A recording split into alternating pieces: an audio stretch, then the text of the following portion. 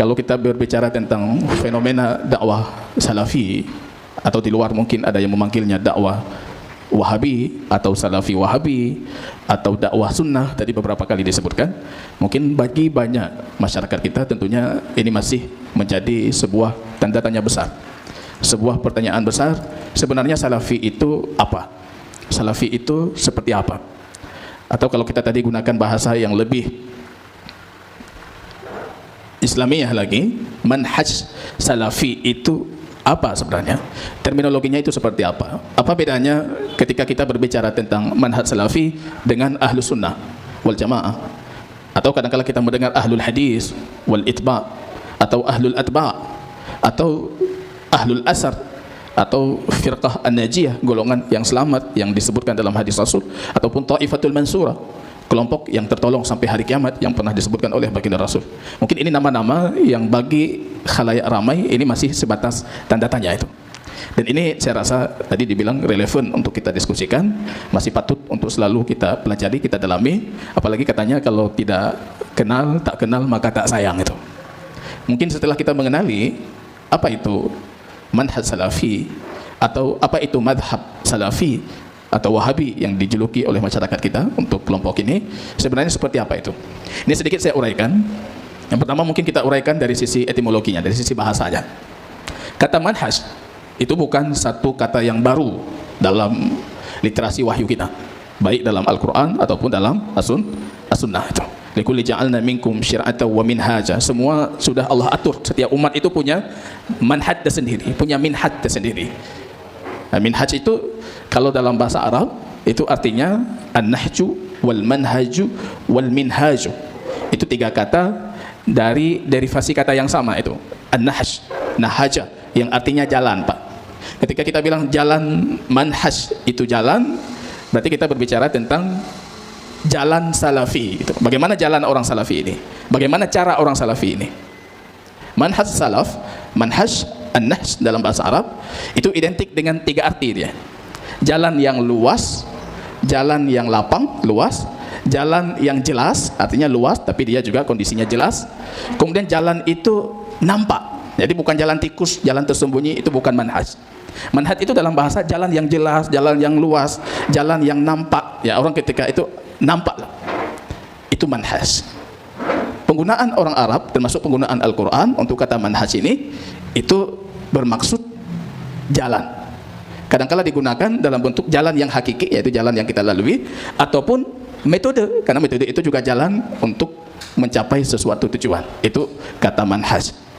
Kalau kita berbicara tentang salafi, salafa yaslifu, salafun, ini digunakan berulang kali dalam ayat Al-Quran dan juga hadis baginda Rasul, dan maksudnya adalah menunjukkan sesuatu yang sudah terdahulu terjadi, yaitu salaf itu yang lama, yang terdahulu itu. Jadi kalau kita dalam praktek bahasa Arabnya, kalau kita pakai kata salafi ini selalu kita sesuaikan dengan konteksnya. Kalau orang Arab dulu mengatakan fulan itu salafku, itu salafku, fulan salafku, itu artinya si fulan itu salah satu dari orang tuanya, jadi garis ke atas, kakeknya kah, ayah kakeknya kah, atau pamannya, salafku, orang terdahulu dariku. Kalau misalnya para tentara itu menggunakan kata salaf, ya ketika mereka dalam satu perjalanan mengatakan fulan salaf kami. Salaf bagi tentara itu tentara atau kelompok dari tentara yang sudah berangkat terlebih dahulu dibandingkan pasukan lainnya. Itu salaf bagi mereka, itu secara bahasa. Jadi salafi ini kalau kita kupas dari sisi etimologi bahasa, maka salafi ini adalah menunjukkan kepada orang-orang terdahulu. Jadi kalau saya simpulkan ini secara terminologi, secara istilah, ketika kita mengatakan manhaj salafi, apa maksud dari manhaj salafi? Yang dimaksud dengan manhaj salafi itu adalah cara orang terdahulu untuk mendapatkan keridhaan Tuhannya. Itu cara mereka seperti apa itu? Ini ketika kita berbicara tentang manhaj salafi, yaitu cara orang terdahulu, Pak. Mungkin dari bapak-bapak yang hadir muncul pertanyaan selanjutnya, kenapa harus orang terdahulu? Apa kita nggak punya cara? Atau orang mutaakhirin ini tidak punya cara yang lebih baik dibandingkan orang terdahulu? Apa kita kurang ilmu dibandingkan orang terdahulu? Kenapa orang terdahulu itu? Nah, itu jadi materi juga yang harus kita kupas. Jadi berbicara tentang manhaj salafi, itu berbicara tentang manhaj, jalan atau cara orang terdahulu dalam beribadah untuk mendapatkan keridhaan Tuhannya. Ini definisi terminologinya. Manhaj salafi itu cara orang terdahulu itu. Jadi mungkin kita bertanya, Ustadz, kenapa harus orang terdahulu? Kita kan punya banyak ahli ilmu, kita punya banyak pakar. Bahkan ilmu pengetahuan hari ini lebih berkembang, teknologi lebih berkembang. Kenapa harus cara terdahulu? Kalau kita lihat di Majmu' Fatwanya Syekhul Islam Ibnu Taimiyah, beliau menjawab itu. Kenapa harus orang terdahulu? Yang pertama kata beliau, karena itu satu-satunya generasi yang disaksikan Al-Quran sebagai generasi terbaik. Al-Quran menyaksikan itu. Al-Quran mengatakan siapa orang terbaik dari umat Muhammad? Para sahabat baginda Rasul. Dalam hadis bahkan disebutkan oleh baginda Rasul, Allah sudah melihat hati anak Adam itu. Anda tidak boleh mengatakan atau kita tidak boleh mendiskusikan kenapa saya tidak dijadikan sahabat Rasulullah. Karena hati kita itu sudah dilihat oleh Allah. Dalam ilmu azalinya Allah tahu itu hati anak Adam sudah dilihat. Kemudian Allah pilih sebagian hati itu untuk menemani Rasulnya Muhammad sallallahu alaihi wasallam. Dan hati yang terpilih itu adalah hati para sahabat. Mereka generasi terbaik, disaksikan oleh baginda Rasul. Khairul qurun, kata Rasul, karni. Generasi terbaik apa itu? Generasi di zamanku. Summal ladzina yalunahum. Kemudian generasi setelah itu. Summal ladzina yalunahum. Kemudian generasi setelah itu. Perawinya ketika itu mengatakan, aku ragu apa Rasul mengulangi 3 kali atau 4 kali itu. 4 generasi disebutkan atau cuma sebatas 3 generasi. Kalau kita perhatikan literasi dari hadis-hadis yang lain menunjukkan itu adalah 3 generasi pertama yang dipersaksikan mereka adalah generasi terbaik. Ibnu Taimiyah mengatakan dalam Majmu' Fatawa, kenapa mereka terbaik? Li'annahum yusyahiduna tanzil. Karena mereka satu-satunya generasi yang menyaksikan turun Quran, Pak. Mereka menyaksikan turun Al-Quran. Jadi mereka orang yang lebih paham tentang Al-Quran ini. Mereka hidup dengan Rasulullah, maka mereka adalah orang yang paling paham tentang hadis baginda Rasul. Paling paham Quran, paling paham hadis baginda Rasul. Patut tidak mereka kita teladani? Patut. Harus tidak mereka kita teladani? Harus. Apa kata Quran? Fabihudahu muqtadi. Maka ikutilah keteladanan dan petunjuk yang ada pada mereka. Mungkin kita bertanya juga, kenapa tidak kita ikuti saja ulama-ulama mutaakhirin? Apa kata Imam Ibnu Mas'ud? Kalau kalian mencari keteladanan, kalau kalian mencari pedoman, maka carilah kepada mereka yang sudah wafat, sudah mati. Kenapa Ibnu Mas'ud? Kami tidak boleh mencari keteladanan dari yang hidup. Kata beliau apa? Yang hidup ini tidak aman dari fitnah, Pak. Misalnya ada jamaah saya, lu Ustaz Muhajir bila geron sih. Tiba-tiba saya dapat uang dari pihak tertentu, berubah saya, Pak. Tiba-tiba saya dikasih kekuasaan, berubah saya, Pak. Maka jangan ikuti yang masih hidup. Yang masih hidup tidak ada kesaksian kalau mereka akan bertahan dalam kebaikan sampai mereka menemui ajal mereka, Pak. Itu argumennya. Kenapa penting kita mengikuti orang terdahulu. Ditambah lagi kata Ibnu Taimiyah itu, karena mereka itu afsahu lisanan. Lisan bahasa Arab mereka itu masih fasih. Islam ketika itu masih Hijaz, masih Jazirah Arab, belum bercampur dengan bangsa Romawi, bangsa Persia, bangsa Cina, bangsa Afrika, sehingga bahasa Arabnya masih terjaga. Quran kita bahasa Arab, hadis kita bahasa Arab. Yang terjaga bahasa Arab, bisa dipastikan pemahaman Qurannya benar, pemahaman sunnahnya benar.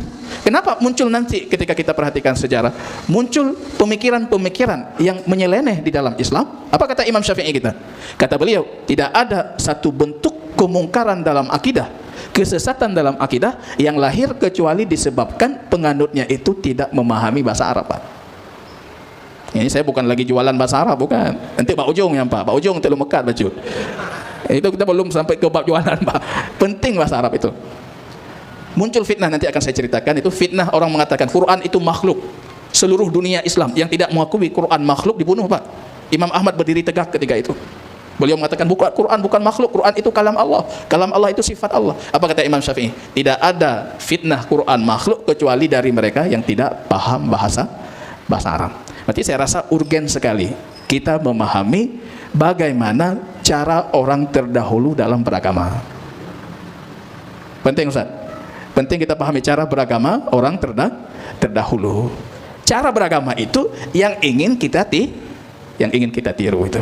Itu secara terminologi arti dari manhaj salafi. Saya rasa sudah dipahami. Manhaj salafi itu bercerita tentang cara, tentang metode, tentang jalan ya, tapi jalan ini sifatnya maknawi, bukan jalan yang nampak dengan indera, tapi jalan yang nampak dengan akal, nampak dengan hati ya, yaitu jalan maknawi, metode, jalan as-salaf. Salaf itu adalah 3 generasi terbaik yang dipersaksikan oleh baginda Rasulullah. Itu adalah salaf. Ketika kita mengatakan salafi, kita menambahkan di ujungnya ya nisbah, itu namanya salafi. Berarti ya nisbah itu saya pengikut salaf. Ya, ini tambah ujung ya itu sudah jadi saya pengikut. Indonesia, negara Indonesia. Ketika kita tambah ya di ujung Indonesia, saya orang Indonesia.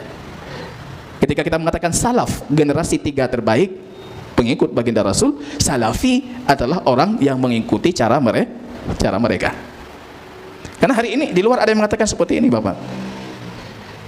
Salafi itu kan sudah selesai itu. Mereka sudah wafat, sudah selesai. Untuk apa ada orang di zaman kita hari ini mendakwakan dirinya salafi? Padahal mereka hidup di abad keberapa ini, Pak? Sahabat Rasul sudah wafat. Di sini kadang kita salah memahami itu. Ketika kita berbicara tentang salafi, itu bukan berbicara tentang temporel waktu tertentu, 3 abad pertama. Selain itu tidak bisa jadi salafi, bukan, Pak. Kenapa saya katakan seperti itu? Karena baginda Rasul ketika ditanyakan, siapa yang selamat baginda Rasul? Kelompok mana yang akan selamat? Karena Rasul mengatakan nanti umat ini akan terpecah jadi sekian golongan, sekian kelompok. Apa kata Rasul? Rasul tidak mengatakan yang selamat generasiku, generasi sahabatku, generasi tabi'in, tidak. Tapi yang Rasul katakan apa? Yang selamat yang mengikuti 3 generasi ini, yang mengikuti apa yang aku di atasnya dan para sahabatku. Berarti kebenaran itu tidak terikat dengan temporel waktu tadi. 3 generasi itu yang terbaik. Setelah itu tidak mungkin jadi salafi, bukan. Tapi kebenaran itu terikat dengan Anda mengikuti Rasulullah, para sahabatnya, ataupun generasi tabi'in setelahnya, ataupun Anda tidak mengikuti itu. Nah, kenapa harus banyak istilah? Atau kadang-kadang kita mengatakan salaf itu kan Islam. Apa beda salafi dengan Islam? Apakah salafi itu satu sekte tersendiri yang keluar dari Islam, atau kelompok tersendiri yang tidak mencerminkan Islam? Tentunya tidak. Ketika kita mengatakan manhaj salaf, itu sebenarnya kita berbicara tentang manhaj Islam. Ini sebelum kita bicarakan ini, saya sedikit, ini harus diberikan sedikit waktu. Bapak coba didengarkan para ayah. Sebenarnya kenapa muncul menjadi seperti satu kelompok atau satu model? Kenapa kita tidak mengangkat saja ini Islam, atau inilah Islam, atau menjadi muslim yang kafah, Pak? Ini kita harus tahu rentetan sejarahnya dulu itu. Kenapa kok tiba-tiba muncul lahir kelompok ahlus sunnah wal jamaah, atau ahlus sunnah, atau ahlul hadis, atau ahlul atba, atau ahlul ittiba, atau ahlul asar, atau al-firqah najiyah, kelompok yang selamat, ataupun ta'ifatul mansurah, kelompok yang senantiasa tertolong dari Allah. Kok bisa muncul istilah seperti itu? Padahal sejatinya yang kita tawarkan ini hanya Islam itu sendiri. Kenapa kita nggak bawa nama Islam saja, Pak? Karena dibandingkan muncul ini dakwah salafi atau dakwah sunnah, udah dakwah Islam saja. Maka kita harus pahami sejarahnya dulu. Rasul dalam satu hadis mengatakan, pintu untuk agama itu Umar ibn Khattab. Islam itu pintunya siapa, Pak? Umar, Pak. Ketika Rasul mentakwil mimpi salah satu sahabat, mengatakan pintu itu engkau wahai Umar. Apa kata ulama kita? Umar itu pintu fitnah, Pak. Kalau Umar wafat, pintunya terbuka. Anda boleh baca sejarahnya, nanti akan kita perhatikan, ataupun saya sedikit merunutkan ini. Wafat Umar, naik Utsman ibnu Affan, yang kekhalifahannya hampir 15 tahun. Di ujung kekhalifahan Utsman, di situ awal muncul fitnah yang sangat merusak masyarakat Islam di zaman itu. Fitnah pertama apa? Terbunuhnya Utsman, sahabat Rasul, dijamin masuk surga, menantu baginda Rasul, menantu 2 kali bahkan, Pak. Utsman ibnu Affan terbunuh, Quran di hadapannya, aliran darahnya itu mengalir ke mushafnya Utsman ibnu Affan. Di situ awal fitnah, awal kerusakan, awal bahkan datangnya penyimpangan di tengah kaum muslimin. Apa kejadiannya kalau ada yang tahu? Misalnya setelah Utsman terbunuh, diangkat khalifah Ali. Semua kaum muslimin menerima Ali? Tidak. terbagi dua kelompok besar. Jamaah dua kelompok besar. Kelompok pertama mengatakan apa? Kami menerima Ali, membaiat Ali, langsung membaiat Ali, kamu khalifah kami, kamu imam kami, dah selesai. Rupanya ada setengah kaum muslimin lain, termasuk istrinya baginda Rasul Aisyah, Talha, Zubair, Muawiyah di Syam, gubernur yang punya pasukan sangat banyak, punya masyarakat yang loyalisnya sangat besar.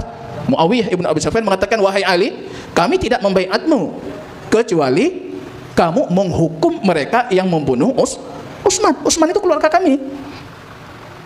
Di situ muncul perang apa? Pertama muncul perang Jamal. Aisyah naik unta untuk memerangi Ali bin Abi Thalib, maka dinamakan perang Jamal, unta. Kalah Aisyah, kalah, itu selesai masalah. Setelah itu muncul perang Siffin, pasukan Syam melawan pasukan Ali ibnu Abi Thalib. Perang yang luar biasa, membunuh banyak kaum muslimin. Nanti di akhir kisahnya apa yang terjadi? Ali berupaya untuk dimediasikan, ya, untuk tahkim, membuat satu pengadilan, penghakiman, supaya kaum muslimin ini tidak terpecah belah dan punya jalan keluar. Ali menerima. Akhirnya ditunjuklah dari Ali fulan Amr bin As dari sana, Abu Musa al-Ash'ari dari mewakili Ali sebagai delegasi Ali, ya, untuk berkompromi tentang hasil dari perang itu, siapa khalifah, bagaimana kelanjutannya. Ketika muncul tahkim tersebut, lahir kelompok pertama dari kubu Ali bin Abi Thalib yang mereka kita kenal dengan kelompok Khawarij. Apa kata mereka? Tidak boleh berhukum kecuali dengan hukum Allah. Lahir Khawarij. Nanti dalam sejarahnya mereka pergi ke Nahrawain itu, mencari satu tempat khusus untuk mereka, dan di situ mereka memproklamirkan genderang perang dengan Ali bin Abi Thalib, tidak menerima lagi Ali sebagai khalifah. Itu versi kanannya, Pak. Atau versi kirinya. Lahir ekstremisme kanan. Khawarij sudah ada, lahir apa? Syiah. Syiah datang mengatakan, enggak, Ali bin Abi Thalib itu wasiyullah, wasiyur Rasul. Itu yang diberikan wasiat oleh Rasulullah. Itu orang yang berhak jadi khalifah. Bahkan mereka berlebihan mengatakan dia lebih berhak jadi khalifah dibandingkan Umar, dibandingkan Abu Bakar. Muncul kelompok Khawarij, Pak. Rupanya di sisi lain, Khawarij ini menyebarkan beragam pemahaman itu. Pemahaman mereka berhukum dengan hukum selain Allah, mereka kafir. Rentetan dari pemahaman ini apa? Muncul pemikiran pelaku dosa besar itu kafir. Khawarij yang buat dosa besar kafir, berhukum dengan hukum Allah itu dosa besar, berarti mereka kafir. Ali bin Abi Thalib kafir. Ketika pemahaman ini muncul, lahir dari kelompok sebelah, pemahaman ekstrim kanannya. Oh, nggak bisa iman itu dikaitkan dengan amal, itu namanya murji'ah. Mereka mengatakan iman itu harus dipilah, amal-amal, iman-iman. Yang ingin saya katakan, para ayah atau bapak, ini sudah lahir beragam pemikiran, beragam penyelewengan, beragam kelompok, baik didasari dari sisi politis atau dari sisi ideologis agama. Jadi saat itu harus kita pahami, untuk mengatakan Islam saja tidak cukup, Pak. Kalau Anda mengatakan saya Muslim, Khawarij mengatakan saya lebih Muslim, Murji'ah mengatakan saya lebih Muslim. Maka kita lihat dari abad pertama Hijriyah, para sahabat masih hidup, mereka sudah memunculkan satu istilah ketika itu. Istilahnya apa? Ahlus Sunnah. Berarti nggak bisa cuma kita mengatakan saya Muslim, karena semua kelompok itu yang punya pemikiran berbeda-beda, mereka semuanya mengatakan saya Muslim. Siapa yang pertama kali menuturkan? Kalau kita teliti dari sisi riwayat, kita dapati yang pertama kali menuturkan lafaz Ahlus Sunnah itu Imam Ibnu Abbas, keponakan baginda Rasul, adik sepupunya baginda Rasulullah. Apa kata beliau ketika menafsir firman Allah itu, yauma tabyaddu wujuhu wa taswaddu wujuh, di hari wajah itu Allah cerahkan, di hari wajah-wajah Allah gelapkan. Nanti besok di hari kiamat ada yang wajahnya cerah, Masya Allah, ada yang wajahnya gelap. Apa kata Imam Ibnu Abbas? Ini masih di abad pertama Hijriah. Kata beliau apa? Yang wajahnya cerah besok di hari kiamat itu Ahlus Sunnah, yang wajahnya gelap itu Ahlul Bid'ah. Apa? Ini pertama kali secara lafzi penuturan tentang kata Ahlus Sunnah ataupun Ahlul Bid'ah. Berarti di situ sudah muncul, Pak. Ada yang menyeleweng dinamakan Ahlul Bid'ah, ada yang mengikuti sunnah baginda Rasul, sunnah para sahabatnya dinamakan dengan Ahlus Sunnah. Kalau kita teliti secara riwayat, setelah itu nanti ada juga Imam Ibnu Sirin yang mengatakan, ya, Imam Ibnu Sirin mengatakan, aku ketika dikabarkan salah satu, atau Ibnu Sirin mengatakan apa? Kami menerima hadis baginda Rasul sebelum itu, sebelum fitnah, ya, sebelum zaman fitnah muncul banyak penyelewengan di tengah kaum muslimin, semua yang disampaikan hadis terima, hadis terima. Tapi ketika sudah terjadi fitnah, ada pemahaman Khawarij, ada Murji'ah, ada Syiah, ketika orang menyampaikan hadis, para ulama kita bertanya, kamu dengar dari siapa?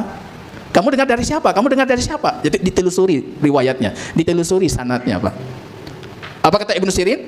Kalau sekiranya yang menyampaikan ke kami itu dari ahlu sunnah, kami terima. Tapi kalau dari ahlu bid'ah, kami menolak, Pak. Rupanya istilah itu sudah digunakan. Mereka tidak mencukupkan dengan kata Islam dan Muslim saja, Pak. Karena baru-baru ini juga ada yang bertanya ke saya tuh, Ustaz Muhajir Kupu dakwah sunnah, kenapa nggak tulis dakwah Islamiyah saja? Maka di sini kita tulisnya dakwah Islamiyah. Dakwah Islamiyah al-Hijrah. Kenapa bukan dakwah? Sebenarnya yang dimaksud dengan dakwah sunnah itulah dakwah Islamiyah yang sebenarnya. Tapi kadangkala di tengah masyarakat kita, ketika kita munculkan kata Islam, saya Muslim, oh berarti kita sama ini. Jadi apa yang membedakan kita? Padahal ada perbedaan yang sangat fundamental antara sunnah dengan Syiah, sunnah dengan Khawarij, sunnah dengan Murji'ah, dengan lain-lain, Pak. Ada perbedaan sekali yang tidak bisa kita samakan, walaupun secara hukumnya kita mengatakan semua mereka itu Muslim, Pak. Maka lahir kata ahlus sunnah. Kadang-kala disempurnakan ahlus sunnah wal jamaah. Ahlus sunnah mengikuti sunnahnya Rasul, berjamaah, mereka berjamaah, jadi bukan ahlul firqah. Ahlul firqah ini di mana-mana dia suka membuat kerusuhan, suka membuat hal-hal yang mengganggu kaum muslimin, menyerang persatuan kaum muslimin, itu ahlul firqah. Bid'ah itu identik dengan firqah, perpecahan. Sedangkan sunnah itu identik dengan jamaah, persatuan. Lahir setelah itu kata ahlul asar. Asar itu semua yang diriwayatkan dari baginda Rasul, dari para sahabat, dari tabi'in, itu namanya asar. Lebih umum dibandingkan hadis. Ahlul asar berarti mereka yang mengikuti riwayat-riwayat yang tadi kita sebutkan. Lahir nama firqah najiyah. Sebenarnya itu nama yang diberikan oleh baginda Rasul. Akan terpecah umat ini menjadi 73 golongan, macam-macam kata Rasul. Di akhir kata beliau apa? Ada satu kelompok yang Allah selamatkan. Mereka adalah al-firqah najiyah wa ta'ifatul mansurah, kelompok yang tertolong sampai hari kiamat itu. Dari situ kita dapati rupanya nama-nama ini secara terminologi adalah kelompok yang sama, apa? Ahlus sunnah, ahlul asar, ahlul ittiba. Ittiba itu apa? Ittiba itu dalam definisi usul fikih, Anda mengikuti satu tata cara dalam beribadah dan Anda tahu sumbernya, itu ittiba, Pak. Kalau taklid, fanatis, itu Anda tahu pendapatnya tapi tidak tahu sumber, Pak. Kalau murid-murid saya tanyakan, kamu salat seperti apa takbirnya? Gini, Ustaz, dari mana kamu ambilnya? Oh, dari tungku, Ustaz. Berarti Anda itu taklid. Kamu takbirnya seperti apa? Begini, Ustaz. Kamu ambilnya dari mana? Ada hadis, Ustaz. Hadis Abi Sa'id Sa'idi, Rasul sallallahu alaihi wasallam kalau bertakbir mengangkat tangan sejajar dengan bahunya. Berarti kamu itu ahlul ittiba, Pak. Ittiba itu selalu bertanya tentang dalil. Karena kita harus tahu sumber, Pak. Kalau Anda seorang mukallid, fanatis, Anda tidak perlu bertanya tentang dalil, karena Anda cuma tahu pendapat tanpa tahu sumber. Ya, saya rasa ini, Ustaz, nama-nama yang beragam itu sejatinya merujuk ke satu kelompok yang sama, yaitu ada kelompok yang dijanjikan oleh baginda Rasul sebagai kelompok yang selamat. Apa kata Rasul? Taraktu fikum amrayni ma in tamassaktum bihima lan tadhillu bihima abada. Aku tinggalkan dua perkara, kalau kalian berpegang teguh dengan dua perkara itu, kalian tidak mungkin tersesat selamanya. Apa itu? Kitab Allah dan hadis Rasul sallallahu alaihi wasallam.